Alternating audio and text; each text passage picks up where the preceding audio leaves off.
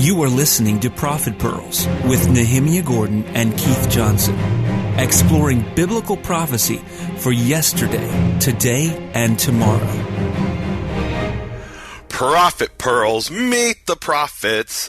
They're people right out of history. Nehemia and Keith, they're looking for the pearls and the prophets. Someday, maybe Keith will win the fight, and Nehemia will see the light. Prophet Pearls, have a Yehovah time, have a Prophet Pearls time. Wilma! Okay, ladies and gentlemen, that was the introduction from the one and only Nehemia Gordon, who's come up with an original introduction to Prophet Pearls. Okay, here we go. Look, to admit to the people that this was your idea, Keith. No. Well, listen, you come up with something original. We're going to be in the land of Israel here in the next couple weeks. After that, we'll get back to our good old-fashioned introductions. But in the meantime, we've had to pull some things at different places. And you've come up with the last few introductions, which I think you went from Star Wars to Star Trek. Oh, I should do Star Wars. That's a great I can't idea. wait till next week. I literally can't wait till next week. Nehemia, what are you going to You'll see. come up with next week? Just do me a favor, whatever you come up with, make sure you listen to the theme music. So what the others? It won't help. Where are you and where am I? I'm upside down in the earth. This is our third attempt at recording. Why are we on our third attempt? Because we are in a bit of a struggle, and let's just say we're in a sensitive situation. I'm in a sensitive situation where we sometimes things don't get. We're not able to say everything we want to say, and of course, where are you, Nehemia? I just want to. I am the wandering Jew in San Antonio, Texas. But you were living in San Antonio. What do you? Well, where are you? I mean, I'm in a hotel. Something happened. What happened? So some really wonderful people were hosting me, and I was out in Washington and found out when I was over in Washington that there were some issues in the house where I was staying, and now it's under repairs. And so I came back, and there was no room in the inn for me to lay my head, and so I had to go to the Best Western. Okay, so you're at the Best Western. You broke something at the house? No, I didn't break anything. I wasn't even in the state. I've been with you several times in houses, I'm telling you. I'm just kidding. Well, listen, and I have just returned. Hopefully, if you're listening to this right now, I am back safe in the most populous city in the world, where some doors are flinging open. I cannot wait to get with you face to face, Nehemia, in the land of Israel, where I can tell you, where we can talk about it based on your experiences and mine. I'm really looking forward to this, but folks, we should know we're actually recording this week and next week ahead of time, with the hopes that we will then meet face to face at Bubby Dina's. That's right, folks. We're going to be bringing the Prophet Pearls, recording it from the land of the prophets in a place that I cannot wait to get to. Live from Jerusalem, Israel. We're live from Jerusalem, Israel. I think we're going to take a motorcycle over there. And once we get there, we're going to attempt to record as many as possible face-to-face, because our travel schedules and the logistics and the technology have just been horrendous. We've got a few places that we're going to be, even in the next few weeks, in the next few months, where we're not sure who's going to be where, and it's just real difficult to do it. So the door has been opened. We're going to be in the land of the prophets, and we're going to do we're going to need your help. Can I say this right now, Nehemia? Yeah. We're going to need people's help, because when we're doing this, we're obviously going to be doing all of them. Now, we're going to be prepared because we've reading and studying and preparing. But I'm going to ask people even more during the next couple of weeks, when we are recording them in March, that people would really do some work with us ahead of time. That they would begin to look into the sections that we're going to be recording, and to fill in the gaps where we may have missed it. Bring in some perspective. Comment on our pages, nehemiaswall.com, bfainternational.com, and give your comments about these Prophet Pearls. So this kind of changes the game. It's a little different than we had hoped, but I think it's kind of exciting. So let's see if we can record this week, Nehemia. We're actually in a great section in First Kings chapter 5, verses 26 through 1 Kings chapter 6. Verse 13, and our Prophet Pearl partners, who are the two servants of El Elyon, Yehovah El Elyon, they don't like to have their name, but they have been awesome. They've been supporting us. They've become Prophet Pearl partners for 4 or 5 of these sections. And so this one, I just want to say to them, they know who they are. Thank you so much for supporting us. As you can see, it is a challenge. Nehemia is presently in a hotel. I'm upside down in the earth, having just returned from Africa, and the beats just keep on coming. So thank you to our Prophet Pearl partners. Let's jump in, Nehemia. Yeah. 1 Kings chapter 5. Yeah, so we're 26. here in the section which is the Prophet Pearl section that corresponds to the Torah portion of Terumah. It's the Torah portion is Exodus 25:1 through 27:19. The Prophet Pearls portion, the Prophet portion, is 1 Kings 5:26 through 6:13. And what do you see to connect? Yeah, it's pretty. When you read that, what is it that is this one of those okie dokes? I mean, is this pretty clear? Yeah, no, this is pretty clear. So in Exodus 25, we have the building of the tabernacle. In 1 Kings 5:26 through 6:13, we've got the building of the temple. It's pretty clear. Yeah. Okay. Awesome. And yeah. All right. Now I want to ask you a question. Yeah. Basically, if people look at 1 Kings 5:26, all right, where does it open up? Where does it open up for you? 1 Kings chapter 5. Well, let's see. Isn't it? Would you have different verse numbers in your English Bible? All right. Well, see, 1 Kings here in 1 Kings it ends in 5:26 in the. It says. Oh, I see. So you have different. Wow, you're way off, you guys. So that's verse 12 in the English. Okay, I didn't know that. 1 Kings 5:12 in the English. Yeah. Okay. It's 1 Kings 5:12 in the English. Yeah. So you read the right section, right? Yeah. No question about that. What I was going to say was interesting is that when it says 5:26 for us, and I'm just looking here, and I'm actually reading, folks, in my trusty NIV. Why do I like the NIV? Because it does great as far as modern language. It doesn't do so well as far as always matching with the original intent of Scripture, but I'm able to go back and forth. And so in terms of communication, I do love the way that the NIV uses the English language, which is, I could give you a story. I won't do that. But as I mentioned, when I open up the Hebrew Bible, obviously it's a little different. Now, Nehemia, real quick, when you see your Hebrew Bible, it says at 5:26. Now, do you happen to have the ability, I think you do with the computer, to see the difference between where the Hebrew Bible opens up for this section and where the English Bible opens? So just really clear, the English verse is? 1 Kings 5:12. Which actually is interesting. In the NIV, the middle of a paragraph. So the section is opening up in the middle of a paragraph in my English Bible, but for you it starts out as. Oh, it's the middle of a paragraph? Yes. Well, it starts off, and Yehovah gave wisdom to Solomon, to Shlomo, as he had spoken to him. And there was peace between Hiram and between Shlomo, and they made a covenant between them. Okay, awesome. That's what it starts out as. 1 Kings 5:26, which is 5:12 in the English. 5:12 in the English. So there's a lot of verses off here, folks. Just bear with us as we're going through here. King Solomon constructed. Our verses are off. Our sound is off because you're in a. Yeah, the time is off. Okay. I'm a day ahead of you. It's funny, when we were trying to organize this, and Nehemia said we'll be meeting on the 13th. So of course I was ready on the 13th, which happens to be yesterday, but it's now the 14th to me. And the time is off. You're on the. I don't know where. Look, you are. I'm in America. In America, they only know their own time. Okay, I got to tell you something about that. Every day when I'm up in the morning, I go downstairs. There's a calendar in front of me when I come out preparing to go outside into the rain or wherever, and the calendar does two things. It shows what time it is according to the Gregorian calendar, and then before it says this is what time it is according to the lunar calendar. So every single day in this part lunar, of China, you mean the Jewish calendar? The lunar, well, you can call it the Jewish calendar. I mean, I'm saying. Well, but is the lunar calendar used by the Chinese? You mean? Not lunar calendar used by the Chinese. Absolutely. Oh, okay. Yeah. And so when you go out, you see both dates, and it's really interesting because every day I'm confronted with the fact that here they acknowledge both times, and boy, I wish I could.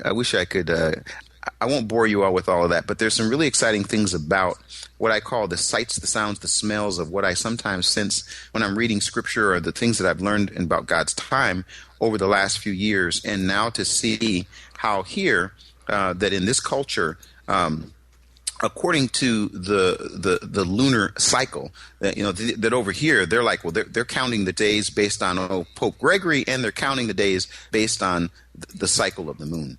And I just think, for me, when I see that, I'm like, wow, that's kind of interesting.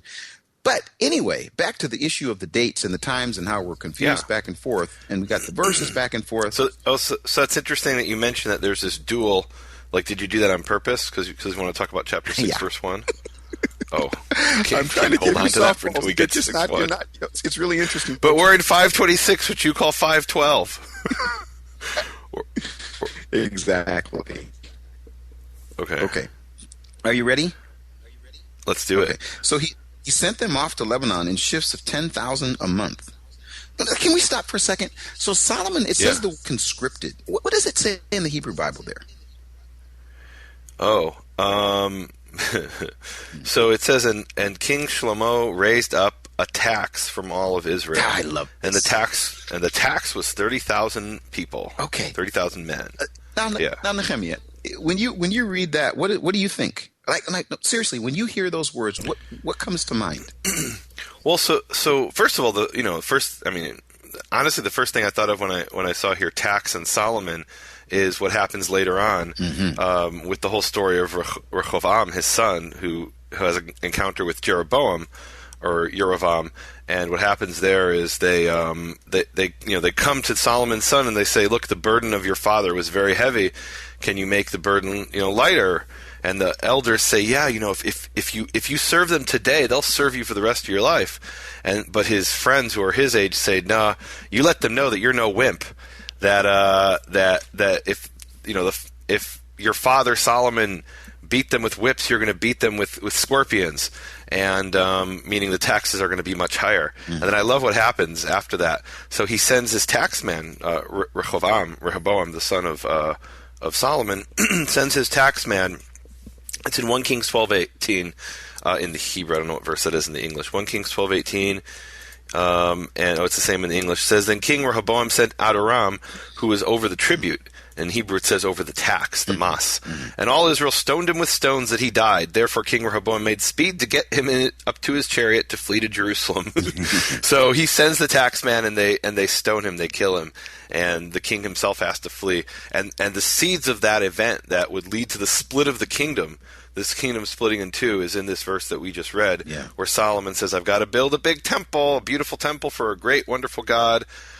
That requires taxes. Mm-hmm. And so that taxation was forced labor. Mm-hmm. And it's interesting. So let's ask the question, if this isn't too controversial. It's at first glance, it's like, wait, that's kind of barbaric. Their taxation was forced labor. Mm-hmm. Is our system any different? Okay, folks, we're going to have that edited out. Let's move on. No, I'm just kidding. I'm just kidding. No, so in other words, let's make this. Let's put these in sort of practical terms. What I like about us reading the prophets and yesterday, today, and tomorrow.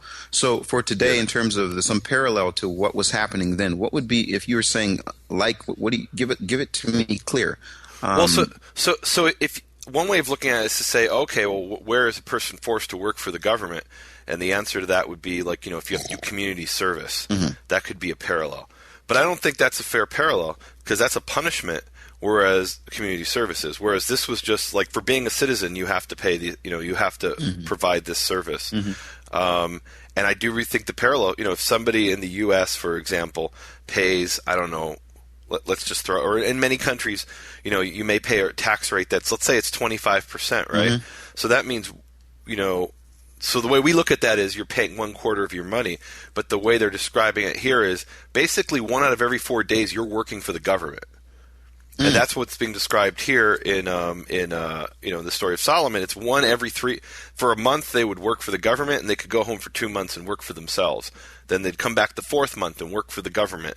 2 more months, 5 and 6, they're back at home. Month 7, they're working for the government. They're working for Solomon, and that's the cycle that's being described there. Okay, so in a sense, when I go, when a person is going in and they look at their check, they could actually calculate and say, of the total amount that I made this month, this day was a day where I just specifically worked for the government, because they took all day. I worked hard and I sweated, and I labored, and it was for the U.S. government. Okay. Yeah, exactly, or whatever country you're in. All right. Well, I'm going to have to agree with you. I think that's really I think that's apropos for the situation. Okay. That's what he taxed them. It says, and he sent them off to Lebanon in shifts of 10,000 a month, so that they spent 1 month in Lebanon and 2 months at home. Wow. That, man. Boy, I could go further.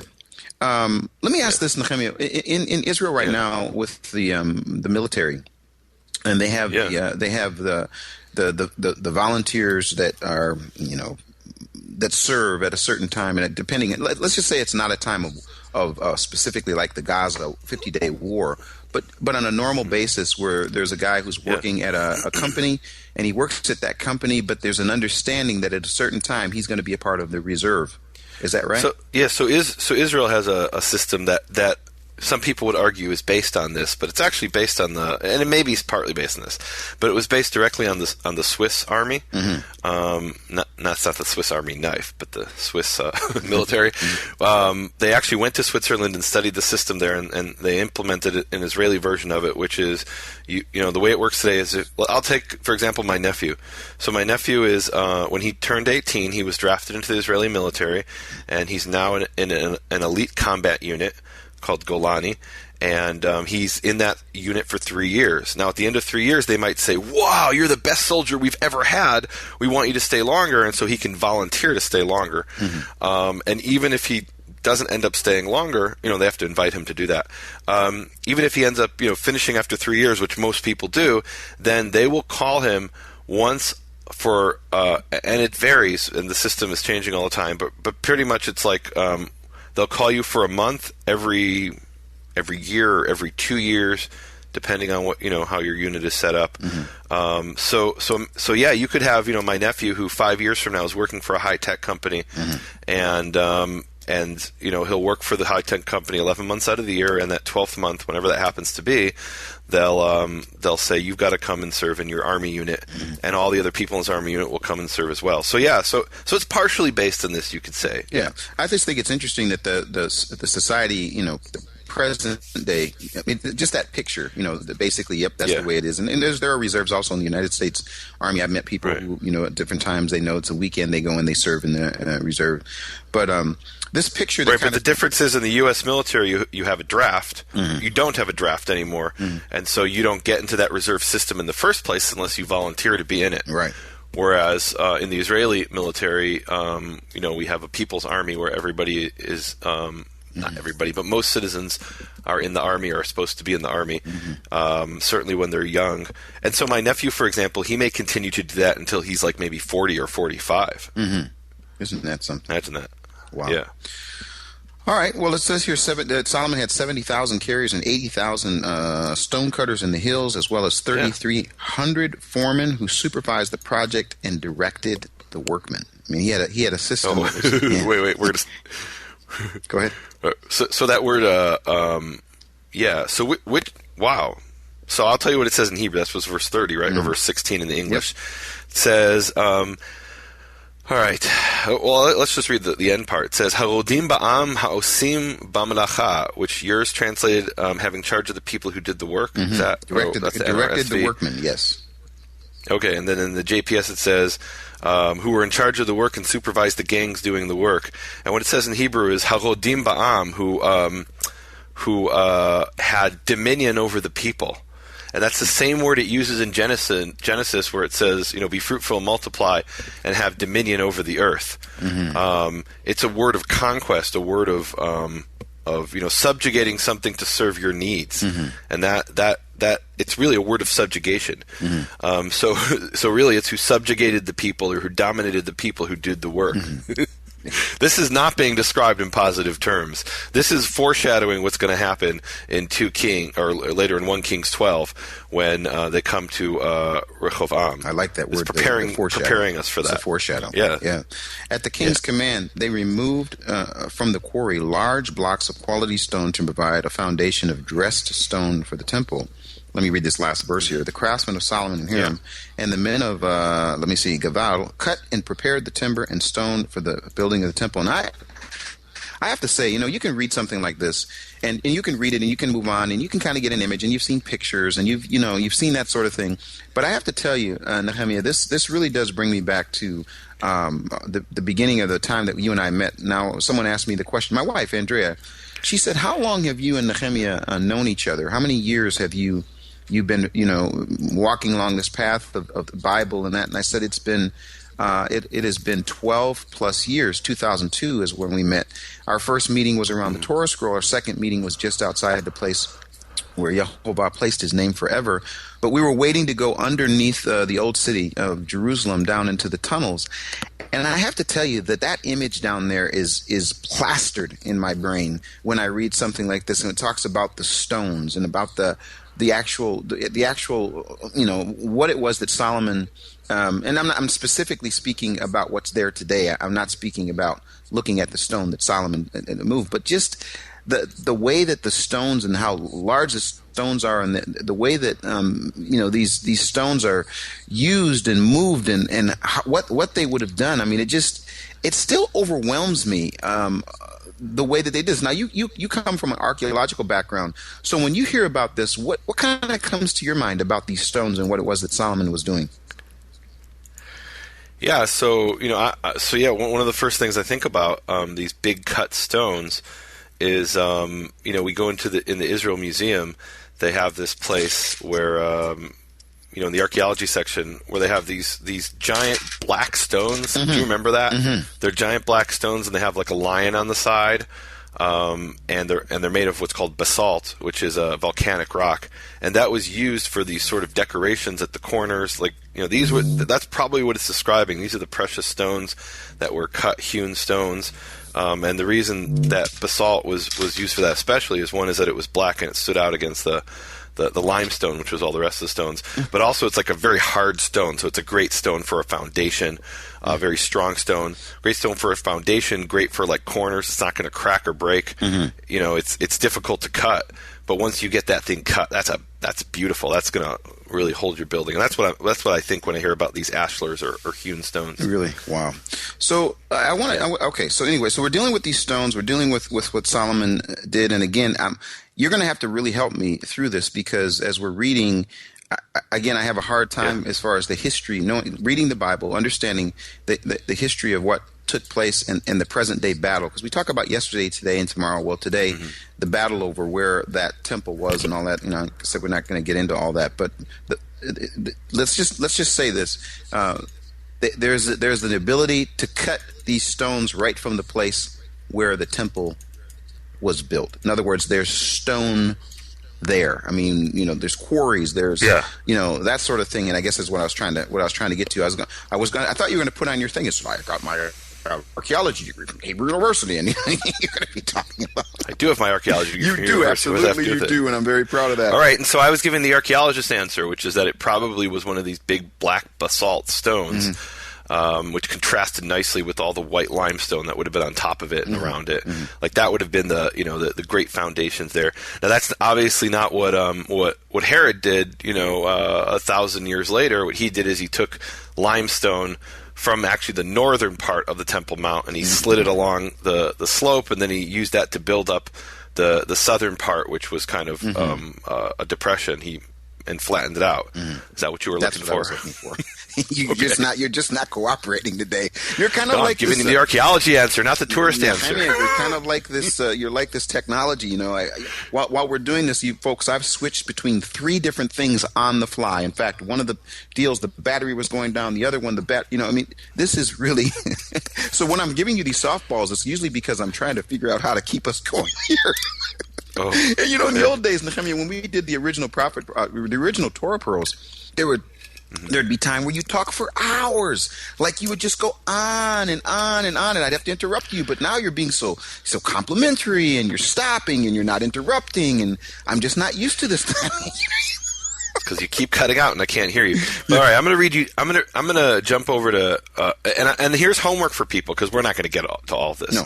What the homework for people is they've got to go. You cannot read a section in Kings like this without looking at the parallel passage in Chronicles. Yes, you can't do it. You just can't. So they've got to go for homework and read 2 Chronicles chapters 2 and 3. There it is. We're not going to read all of them right now, and specifically what I want people to do is look at the numbers.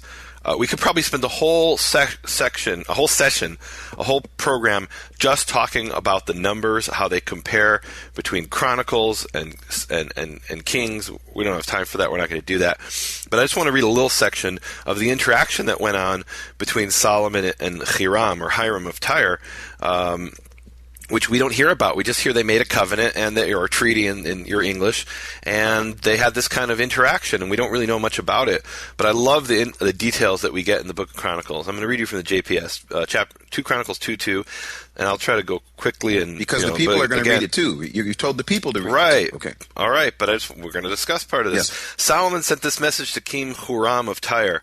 In view, and now it's in quotations, obviously, in the original there's no quotation marks, but this is the letter. In view of what you did for my father David in sending him cedars to build a palace for his residence, see, I intend to build a house for the name of Yehovah my God. I will dedicate it to him for making incense offerings of sweet spices in his honor, for the regular rows of bread, and for the morning and evening burnt offerings on Sabbaths, new moons, and festivals, as is Israel's eternal duty. The house that I intend to build will be great, inasmuch as our God is greater than all gods. Now, can we be honest here? Solomon wasn't politically correct. I mean, could you imagine today this happening, Netanyahu sending a letter to Abu Mazen and saying, how about dear the King of Jordan? Let's don't do Abu Mazen. Let's go to King of Jordan. Your Majesty, King, I don't even know the name of the King of Jordan, King Abdallah, our God is the greatest of all gods, Yehovah, the creator of the universe. He is the greatest of all gods. Could you imagine what the reaction would be of the King of Jordan? And the world would say, he's insulted them. He's but this is Solomon. The house that I intend to build will be great as much as our God is greater than all gods, who indeed is capable of building a house for him.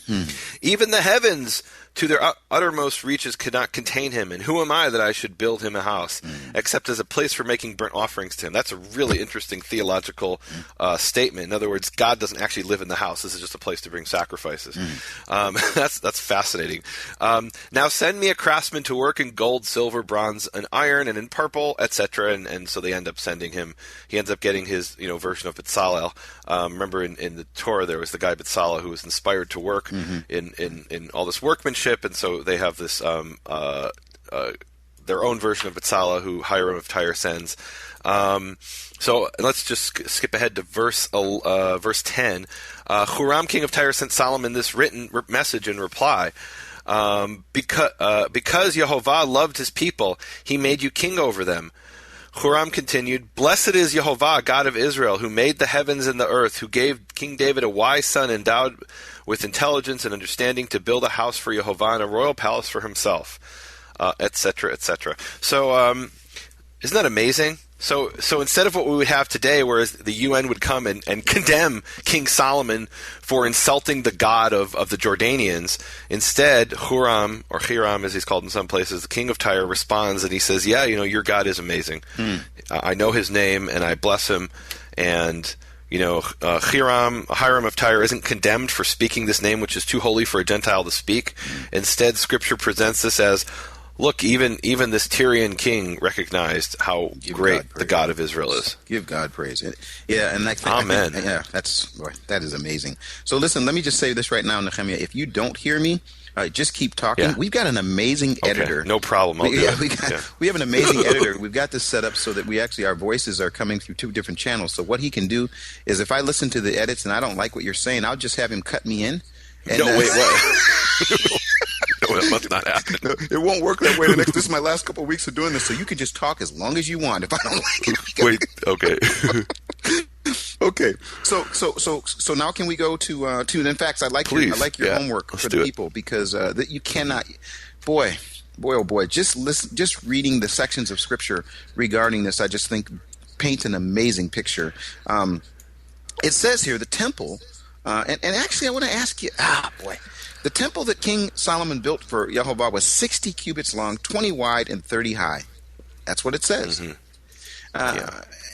So you're going to drag us into the issue of the dimensions and talk about I actually Chronicles. I did some research on this, and I don't want to drag us into the issue, but I was really surprised at how far people go to explain what this actually looks like, the exact dimensions of this, and then the exact dimensions of connecting that with the Mishkan, and what the. Well, don't you know there's deep symbolism in these numbers? When it says 60, it actually has prophetic significance. So yes, okay. So listen. So I know you're going to go on. You're going to start beating your drum. But let me tell you something. It's a really fascinating study. Just to go in to ask what potentially now, without going beyond Scripture, though, without going beyond Scripture. These numbers that jump up. Now, you know me, Nehemia, for as long as you've known me, I've been like a big numbers guy. I love the numbers. I'm just going to let everyone know I'm a numbers guy. You're the numbers guy. I love the numbers.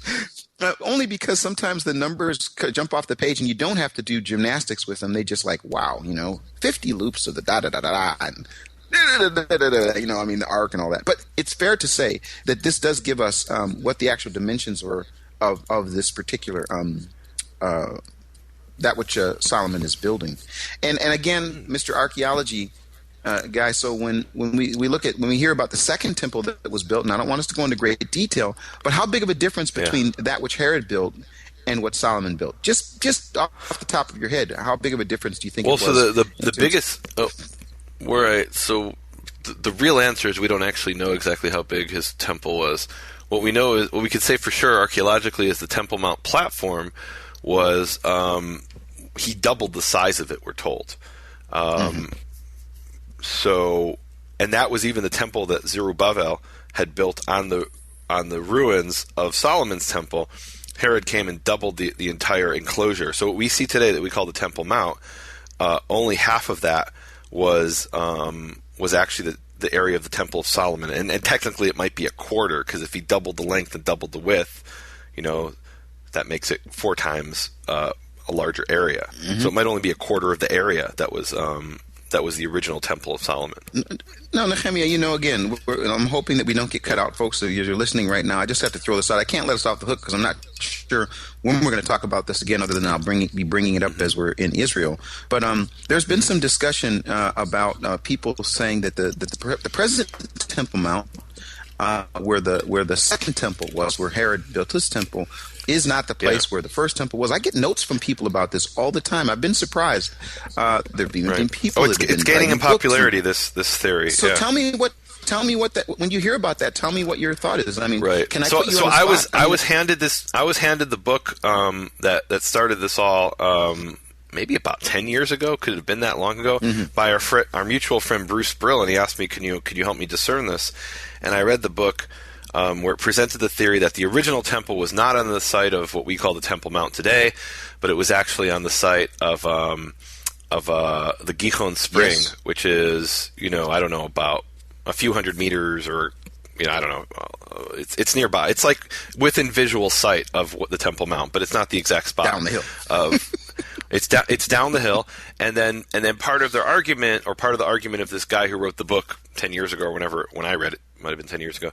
Part of his argument was that what we're seeing today and we're calling the Temple Mount, that wasn't built by Herod, it was built by the Roman 10th Legion when they occupied the ruins of Jerusalem. And my response to that, after looking at all the evidence, is shtuyot b'mitzagvaniot, which in Hebrew translates as nonsense in tomato juice. It's the word of the week, folks. Shtuyot b'mitzagvaniot, utter and complete nonsense. People are selling books, Nehemia. There are videos out about this. Well, recently, I think it was in Biblical Archaeology Review, and that's why it's getting all this popularity. But it really is, I'm not convinced. Yeah. Okay. Well, I'm glad you said that, and we now have it on. We have it on tape. That basically, it's recorded that the present, the new flavor of the week, the new color of the month, regarding the Temple Mount not being there, the temple, not being where we presently call the Temple Mount, is a convenient way to say, well, with all the chaos and confusion there, that isn't where it was anyway. So let's just don't worry about it.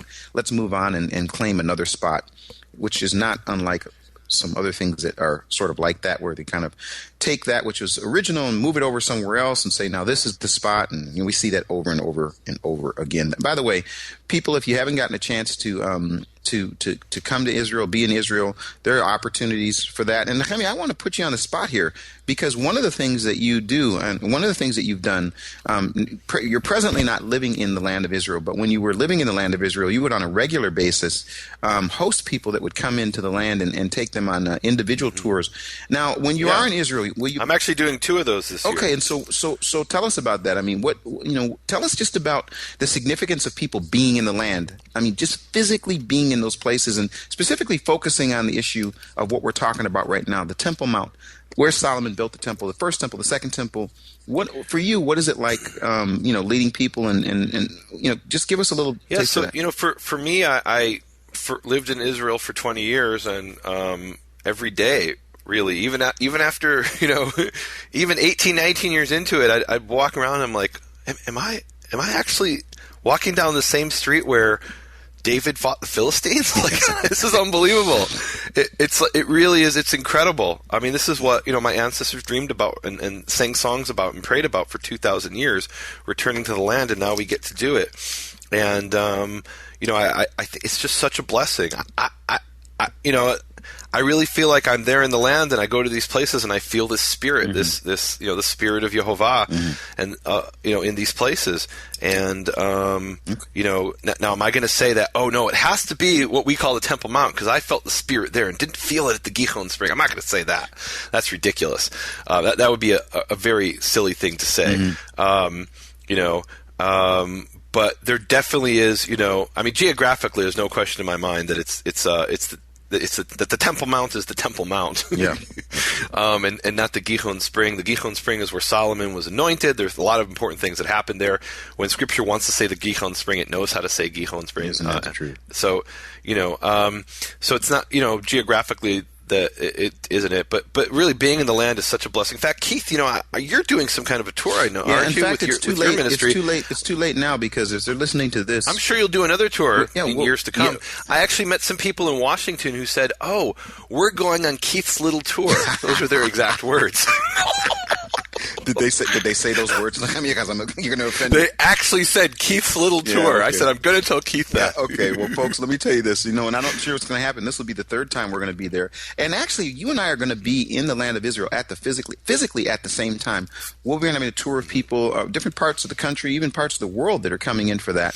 You'll be there doing the Aviv search, which I am so a little frustrated that last year I was able to join the people that were on the Aviv search. The year before, I was able to join you at some portions of it, but now this year you're going to be there.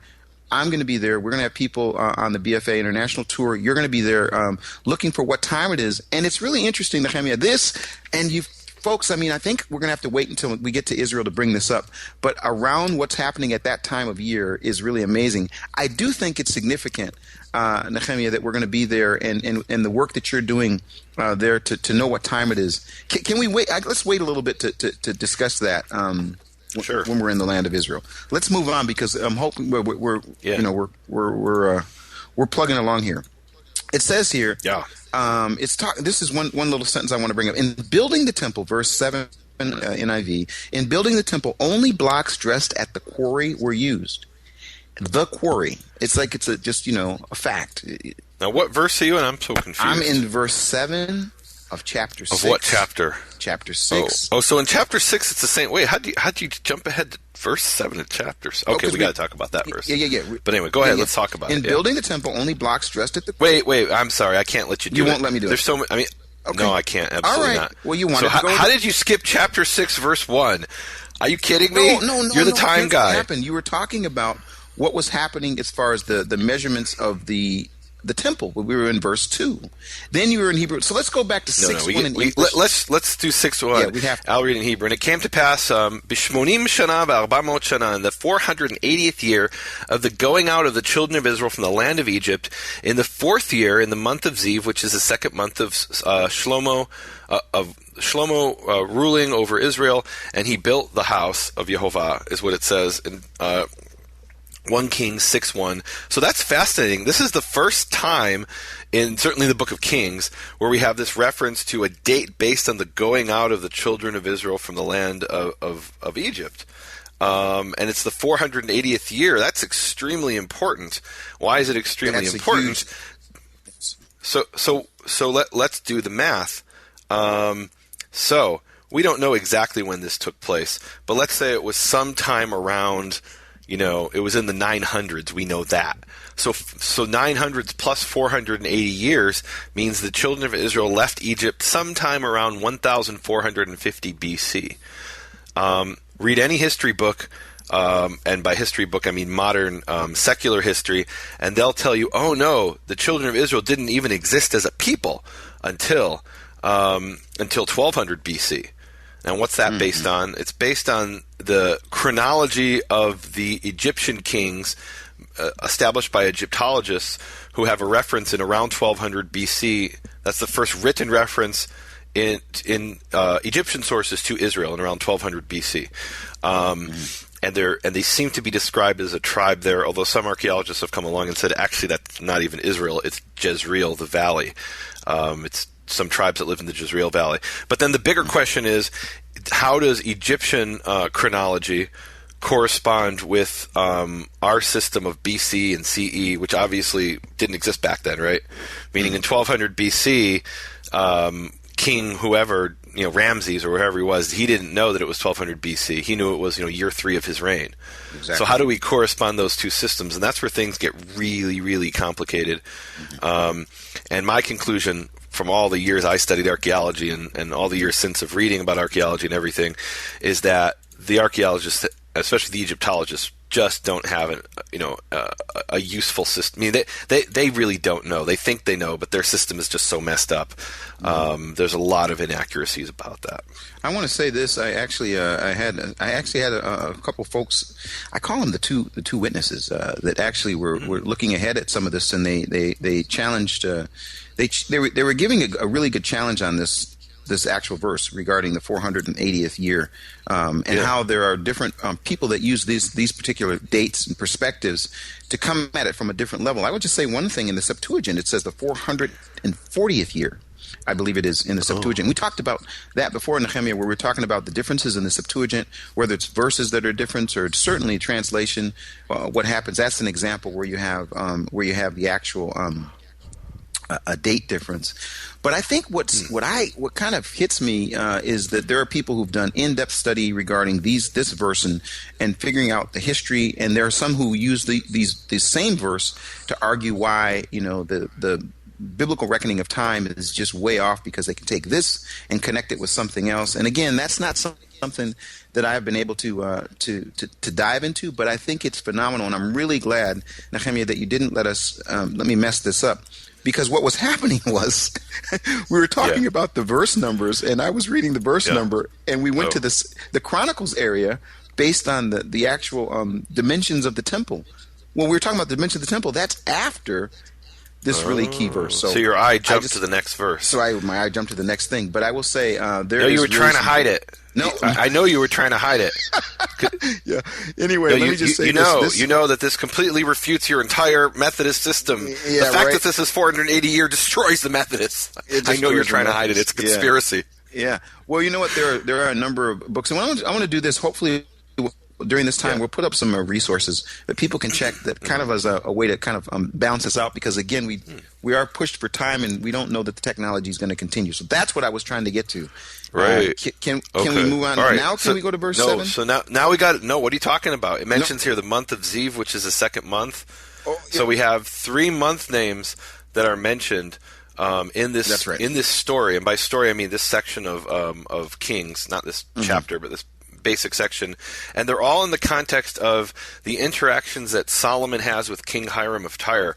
It mentions the month of Ziv, the month of Etanim, and the month of Bul. And we actually know of Bul from Canaanite writings. Hiram was a Canaanite from Tyre. And so people have said to me, Ziv, Etanim, and Bul, those are the real Hebrew names of these months. And the answer is absolutely not. No one's ever said that. Oh, yeah, absolutely. This is what people teach. This is a big teaching out there. We don't remember. We don't know what the 4th month is really called, or the 5th month, but we know the 2nd month was originally Ziv. No, the 2nd month was originally called HaChodesh HaSheni, which means the 2nd month. And Ziv is what the Canaanites called it. Bul is what the Canaanites called one of the months. Etanim is what the Canaanites called one of those months. And this is why it says the month of Ziv, which is, for the Israelites, the 2nd month. There it is. Right. Now, why is it mentioning Ziv as a month name? Because this is in the two reasons, possibly. One is that it's out of respect for Hiram, who's mentioned in this chapter. Maybe his people will come and read this chapter as well. And number two is this may actually be based on sources that were Canaanite sources. In other words, when the prophet sat down to write all this information, did he personally witness that there were 10,000 people who went to cut the wood, or were there documents that were kept by these Canaanites, maybe the Canaanites stationed in Israel, and he had those documents, and he said, "Oh, okay, it says here it was the month of Ziv. Well, I know that's the second month," and so he he explains to us what the document means. That's a great explanation. That's probably the answer. All right, so that makes a lot of sense. Now let's look in verse 3, and I'll do this really quick because we are pressed for time. But we've got and I think we've mentioned this before, and this will be the word of the week.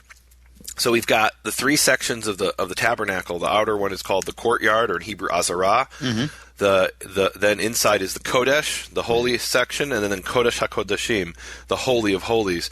Well, we have the same three sections, but with different names in the temple. It's the Ulam, Hechal, and Devir. Mm-hmm. The Ulam, I think they translate as porch, maybe. Hechal is the sanctuary, and Devir is the inner sanctuary. I don't know how they translate it in English, but it's Ulam, Hechal, and Devir. And Devir is the inner sanctuary, and we mentioned, I think, in one of the previous episodes, that the word Devorah, which means bee, may be connected to this word Devir, which means the inner sanctuary, because bees live in a sanctuary, which we call a hive. And so maybe that's the inner sanctuary, related to the word Dvorah. It's not for sure, but it's possible. So that's my word of the week, the word Devir. Tell us what it is. Dalet-bet-yod-reish. Okay. Dalet-bet-yod-reish, from the root dalet-bet-reish. Nice. Awesome. Yeah. And of course, as we're dealing with that, like I said, we could go into great depth on the meaning not only of the word, but how it worked and what Solomon was doing. And again, hopefully we'll have some other sections that will be able to go even further into that. All right, now we can talk about verse 7. Okay, now verse 7. In building the temple, only blocks dressed at the quarry were used, and no hammer. No, that's what it says. That's not what it says. No, it doesn't say that. I don't believe you. It says that in your NIV? It says, and no hammer, chisel, or any other iron tool was heard at the temple site while it was being built. That's what it says. Wow. So let's read the NRSV. It says, the house was built with stone finished at the quarry, so that neither hammer nor axe nor any tool of iron was heard in the temple while it was being built. So, wow. So yeah, there's really no issue here. I mean, it's just so clear that, interesting. Yeah, that's not even... we're missing something. I can't even believe it says that. Yes, so here we have in verse 7, it doesn't say, the word quarry doesn't even appear there. The word is masa, which actually means bird to carry. It's from the word nasa, to travel. Mm-hmm. And these are stones that were brought. That's the the significance of it, that these stones were brought from somewhere else. And so, and actually, you could translate it possibly as, you could read it very differently. You could say in the temple, or the house, literally when it was being built, was built of complete stones that were carried, meaning they were complete stones that were the same they were the way they were cut out of the mountain, or the way they were found in the fields is the way that they were is the way that they were cut. Is the way that they were used. And then it has this strange sentence. It says, and hammers and axes and any implement of iron was not heard in the house when it was being built. So that's actually a really interesting statement, and it brings us back to Exodus chapter 20, verse 25, which says, Exodus 20:25. It says, I'll read in the King James, if thou wilt make me an altar of stone, thou shalt not build it of hewn stone, for if thou lift up thy tool upon it, thou hast polluted it. And it's interesting, it says their tool. In the New Revised Standard Version, it says if you use a chisel upon it, you profane it. Let's see the JPS. It says, for by wielding your tool upon them, you have profaned them. And the word they're translating tool and chisel and implement in all of those is the word cherev, which means sword. And that's the that reveals what the issue is here. That a chisel, any metal implement is viewed essentially as a form of a sword. It's a sharp metal object. And the point is the altar of God is holy, and it should not be fashioned, it should not be chiseled out using a sword or something like a sword, a metal object. So how did he cut it without using metal? How is it possible that he cut it without using metal? So your translation solved the problem for us by telling us that he finished it at the quarry.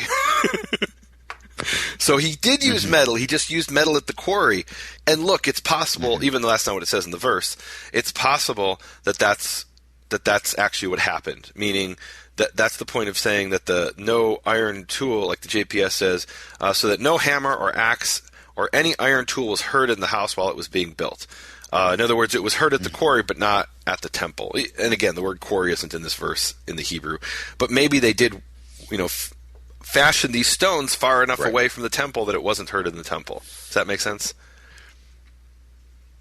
Are you there? Yep, I'm here. Okay. Are you with me? Yes. Okay. So, but this then opens up the door for the rabbis to come along and spin an entire web of stories about this. Do you know the rabbinical stories about this passage? No, I do not. Okay. I do not know those. So there's almost an entire literature about this particular verse. Definitely an entire legend, constellation of legends. So, how did Solomon cut the stones? Well, every little Jewish boy growing up knows that Solomon cut the stones using the Shamir. What is Shamir? Shamir in later sources is described as a certain type of worm that would eat stone. No way. Yes, it was a worm that ate stone. In the early sources, it's not clear that it's a worm, but it is something very small that eats stone, and in fact will cut any sort of stone or glass or anything that it comes in contact with except for lead. And so it was contained within lead. There's actually one modern Jewish scholar who has suggested that it was some type of radioactive substance because it can be contained within lead. That's kind of ridiculous. I mean, the whole thing is ridiculous, I guess. But there's nothing in the sources that would indicate it was radioactive. But it was some kind of possibly a worm or something that we're told in one source was as thin as a human hair, and it would cut everything, consume everything except for lead, and that he used this worm to cut the stones. And so he did cut them at the site of the temple. This is what the rabbis teach. But he did it using a worm, not stone, not metal implements. And actually this worm is really important in rabbinical literature. We're told that it was created. We're told the specific time in history when it was created in the writings of the rabbis.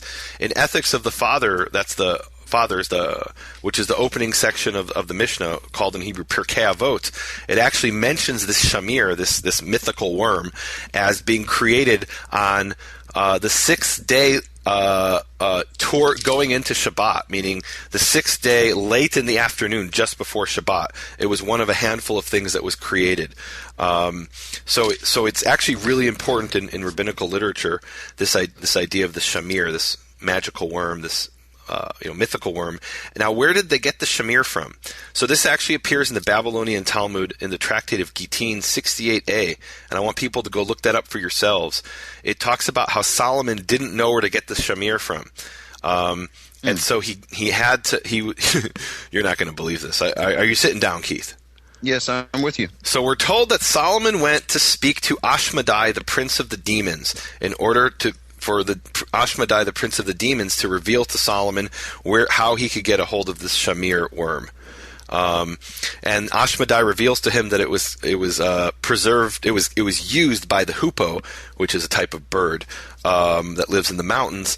It was used by the hoopoe in order to cut rocks, and that he could trick the hoopoe into turning over the worm and use that to then build the temple. This is in the Talmud, that Solomon's actually captured Ashmedai, the king of the demons, or prince of the demons, and manipulated him in order to get this information. And what do you have to say about that, Keith? I'm so glad that we're just about at the end of this, one of the most difficult recordings. I think if you saw what I'm doing here while you're talking and waxing on about something, we hear you're turning pages. Source, no, you're source that I've never even read. to be honest with you, it doesn't move me. Okay. Well, so when I hear about this, that the rabbis are tarnishing the name of Solomon, saying that he spoke with a demon and used this demonic power to then build the temple, I'm troubled by that, deeply troubled by it. It does make me think of Matthew chapter 9, verse 34, and then again Matthew 12:24, and then the parallels in the other Gospels. It says in 9:34, but the Pharisees said about Yeshua, it is by the prince of demons that he drives out demons. And then in 12:24 again of Matthew, but when the Pharisees heard it, they said, this man doth cast out demons, but does not cast out demons, but by Beelzebub, the prince of the demons. So you read that in the Gospels and you think, what? Why would they accuse Yeshua of harnessing the power of demons? But in their mind, it made perfect sense because they believed that Solomon had harnessed the power of the prince of the demons. Think about that. Give us the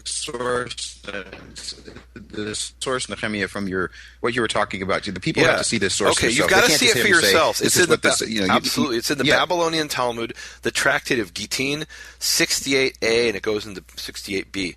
And it speaks there about how it's a whole long story, a long drawn-out account of Solomon sending Benaiah, the son of Jehoiada, to capture Ashmedai, the king of the prince of the demons, and he brings him back as a prisoner, and he eventually reveals to him they translate it in the English as a woodpecker, but it's actually a hoopoe that has that has this special worm. Anyway, so here's another passage in the Talmud in Psachim 110a. And it says, Rabbi Joseph said, the demon Joseph told me that Ashmedai, king of the demons, is appointed over blah, blah, blah, and it goes on. So what this means is, according to the Talmud, there were rabbis who spoke with demons and got information from demons. Now, I don't know if they actually did, but they claim to be speaking to demons and get secret mystical information from the demons. They claim that Solomon got secret mystical information from the demons. And so now it makes sense why they would accuse Yeshua of being in league with demons, because they believe that they were in league with demons, according to their own sources. Now, here's a really interesting thing I came across during my preparation. I looked in the rabbinical commentaries on this verse to see what they said. So that was from the Talmud I just read you. The Talmud was completed around the year 500 AD. There's a rabbi in the 13th century named Radak, or Rabbi David Kimchi, and he writes in his commentary on 1 Kings chapter 6 verse 7 about this whole story about the Shamir, this magical worm that's supposed to cut stone. And then he says, he doesn't mention the demons though. He says, he says, this was transmitted through tradition by the sages from the days of Moses our rabbi, and it must not be doubted. Wow. Are you with me, Keith? So he's saying, how do we know about this mythical? He doesn't call it mythical. How do we know about this holy worm that can cut stone?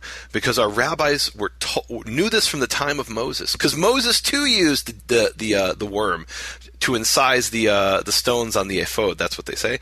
And so, how do the rabbis know this is? Because it sounds ridiculous. There was a worm that ate stone. What the?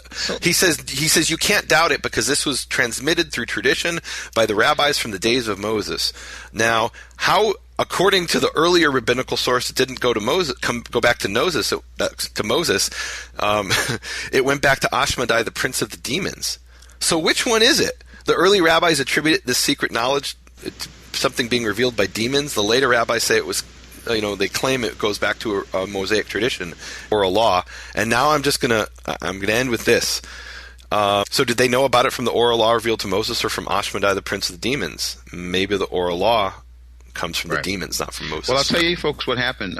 As Nehemia was going on and on about this, these sources, whatever, I was cut off. I didn't hear. Thank God. Yeah, and you know what? I'm now going to suggest, and this has just moved to the number one most frustrating recording we have done, even ahead of the one where we cut off 8 times.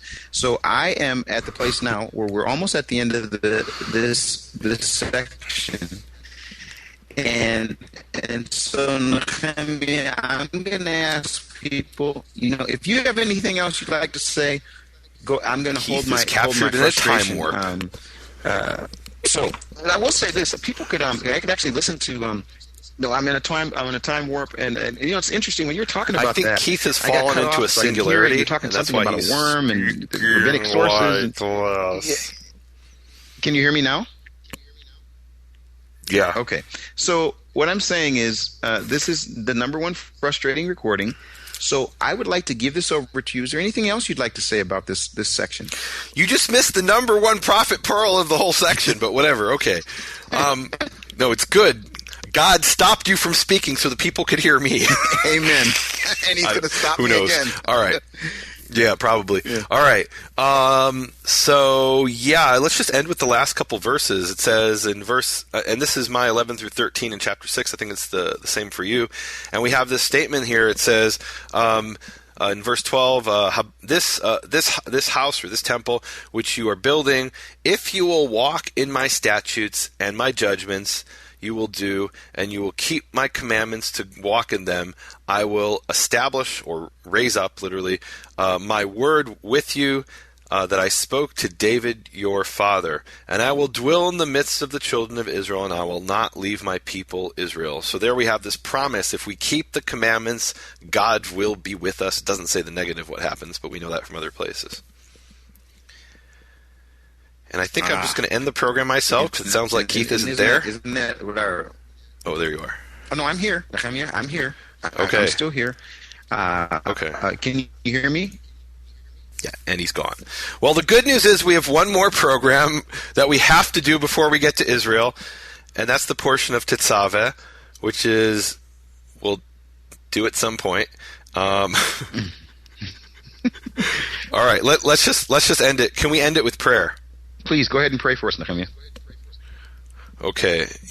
Yehovah Avinu Shebashamayim, Yehovah our Father in heaven, I come before Yehovah and I ask that you put your blessing upon this program, that you give us the ability to come together and speak about your word, and maybe the challenges that we're facing, maybe this is a picture of what we need to do, because we can be sitting on opposite sides of the world speaking over Skype, but the common ground is it's just not there. And if we're sitting in the same place and we have the physical common ground, then that becomes then a picture of the common ground that we can focus on, looking for your truth in your word.